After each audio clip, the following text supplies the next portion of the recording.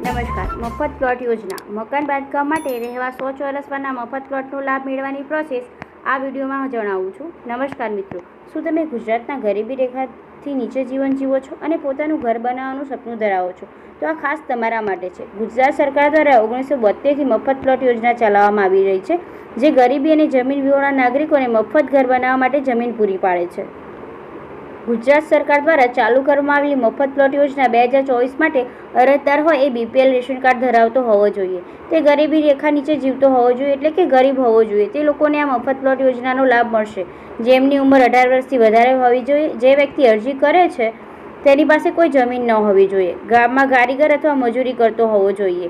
જેની આવક મર્યાદા 10,000થી વધારે ન હોવી જોઈએ. તેને ગુજરાતનો રહેવાસી હોવો જોઈએ, તો જ તેને મફત પ્લોટ યોજના આપવામાં આવશે.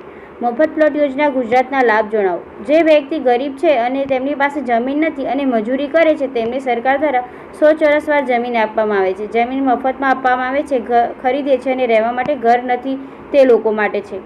મફત પ્લોટ યોજના ગુજરાત 2024 અરજી પ્રક્રિયા કેવી રીતે છે? મિત્રો, જો તમારે પણ મહત્તમ યોજના ગુજરાત 2024નો લાભ લેવો હશે તો સૌપ્રથમ તમારે ઓફલાઈન અરજી કરવાની રહેશે. તમારા માટે ફોર્મ ભરવા, દસ્તાવેજ ફોર્મ ભરી અને તલાટી સરપંચના સિક્કા કરી પછી તમારા જિલ્લા પંચાયતમાં આપવાનું રહેશે. પછી જે આગળ પ્રોસેસ થશે અને તમારે મફત પ્લોટ સહાય યોજના માટે મંજૂરી મળી જશે.